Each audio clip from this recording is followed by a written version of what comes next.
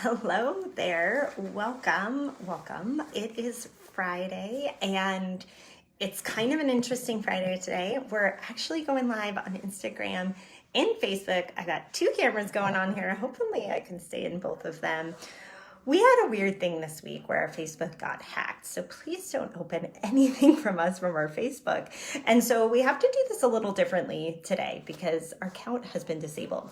But hopefully everything is coming off okay. But let me introduce myself. My name is Julie Hirschberg. I am the owner of Reactive Physical Therapy and Wellness, and we are a neurologic, physical therapy, occupational therapy, personal training, yoga therapy practice in the LA area where we really focus on brain-changing therapy and exercise. And we do a lot of this through educating other therapists and healthcare professionals, which is something that we did last night. So I'm still coming off a high. We have one of our mini courses last night. It was on Ataxia, the latest and greatest. What's the newest thing in 2020? And we had our amazing PT team of Lauren Colton and Chelsea Richardson, both neuro PTs who put together an awesome presentation on ataxia, talking through the theoretical principles, the latest evidence, which there's a lot we're going to talk about today, and applying it to patient cases because it's just not as simple as like one research study or one principle, right? It's how you apply that to the person in front of you, right? So today, I want to talk a little bit about our ataxia cases. What did we learn from them? What were some of the take-home points for the latest evidence for treatment? And what can we do in practice right here, right now? So let's start with some of the great cases that were presented. Lauren and Chelsea did an amazing job because we put together 4 different cases and really looked at a range of people affected by ataxia, whether it was from a brain injury, a genetic cause, from a Parkinsonism, or from a stroke. So one of the things that really stuck with me was hope. So one of the cases that they presented was actually someone that Lauren worked with when she was a resident at Precision Rehabilitation. Shout out to our friends at Precision because they do amazing work in this field as well. And she was a resident there. And then as this person progressed through, he ended up at our practice here in 2020. So 2014 to 2020. And they had early videos and later videos. And this gentleman had had a brain injury and has made really tremendous progress every year since 2014 and is still making progress now here in 2020. So I think that was one of the biggest messages with ataxia is that there's hope. There's hope for improvement to occur even over a very long period of time. So what was it in the intervention there? And I think there was a range of pieces, but one of the things that they highlighted is really using some pieces of the optimal theory. So external focus, autonomy, enhanced expectancies to help improve somebody's ability to control their movement. And that might include something as simple as strapping a laser to their chest or to their trunk to provide some external feedback for trunk control. Right. We also had a great discussion about different assistive devices. So more sturdy and heavy walkers, for example, like the Up Walker or the Life Walker, those came in. We talked about the balance-based torso weighting vest. So this is Cindy Horan's work. She's got some recent research studies. So shout out to her. We're not affiliated with her by any means, but we've learned a lot. And I think when it comes to some of the assistance, the balance-based torso weighting we've found to be very helpful with ataxia. So those were things that we talked about in our cases. Of course, much more. But I do want to hit on some of the latest evidence. And Chelsea and Lauren actually summarized it really nicely. I'm not going to go through all of it, but the latest evidence from a study in 2020 is that aerobic exercise can improve the ataxia, which is awesome. We've seen this in Parkinson's disease. We've seen this in stroke, that aerobic exercise can prime the brain for some of those neuroplastic changes in somebody's motor control and their function.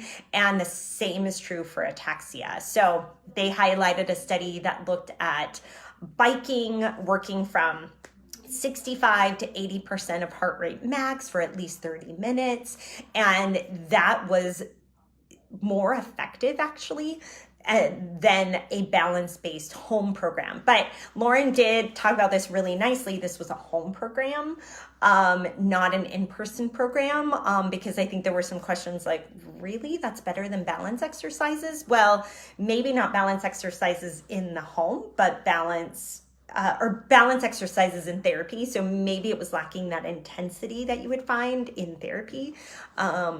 But the aerobic exercise was highly effective, not just for improving VO2 max, but improving somebody's function and decreasing the amount of ataxia.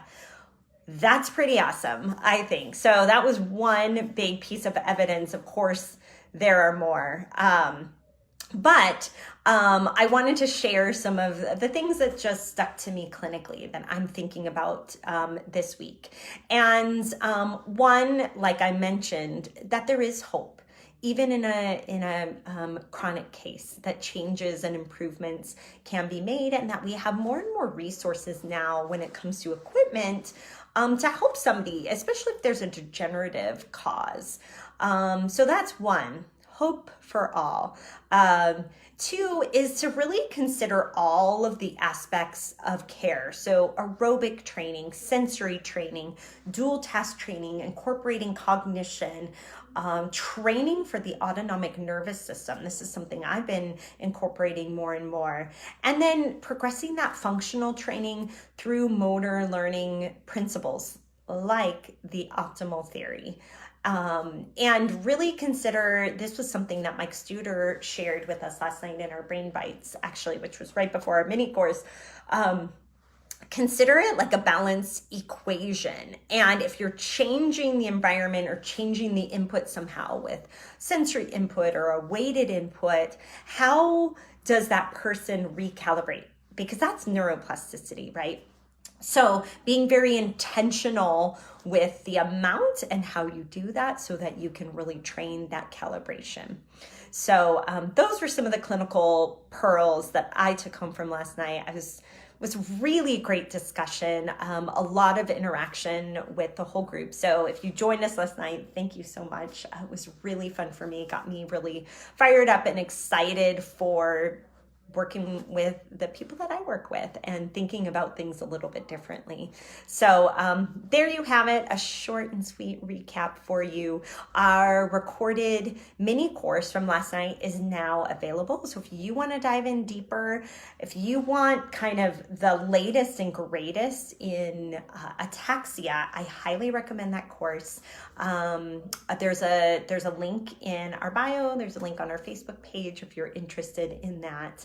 And then we have a couple other things coming up really soon here. So August 1st, which is a Saturday, we are doing a free webinar for the new grads. So a lot of people have just graduated. They're taking their boards next week. Good luck to all of you who are taking your boards next week and searching for a job in a super crazy time, right? So we're in the middle of a pandemic. It's a really weird time. Some places have hiring freezes. Some places have laid off half of their staff. So how do you know what to look for? How do you build your skills? How do you keep your skills up during this time if you're off work? So we've created a webinar. Brittany Kim and I are doing it with Robin Howard from USC, which I'm so excited about. And that's going to be August 1st. It's free. So there's also a link in our bio to that. It's at our reactiveeducation.com/hiring for a free webinar. Share that with people that you know that are really looking for some resources and some advice of getting hired. What about a residency? What about a fellowship? And how do I even get hired in neuro anyway? How do I build those skills? skills. So we've got lots to talk about. I'm excited for that. And then our next course is actually a weekend course, and we have decided to do that online, not in person. That's just not the state of the world that we're in right now. So our next course is going to be in October, and this is kind of the big passion area for us in Reactive, for Brittany and myself, but looking at that whole spectrum of disorders that seem to come from neuroplasticity gone awry, centralized pain, functional disorders, dystonia. How are they similar? And how can we set up therapy? What principles apply to all of those diagnoses to promote positive neuroplasticity and kind of stop that neuroplasticity gone awry. So that course is coming up October 10th and 11th. We've got the amazing Dr. Alan Wu, Laura Ettinger joining us for that course again, and it will be all online, so you can join us from anywhere. So that should be live. If you're interested in that course, that should be coming up live, that you can purchase it soon. I'll let you know. But we've been busy over here. We've been busy learning, digesting, applying, and then what we love to do is just share it to the world. So thanks for joining us in that journey. Thanks for the encouragement, the support. I think our whole therapy world really needs that right now in this time. So thanks again for joining me today for this live, and I will see you again next week. Have a great Friday.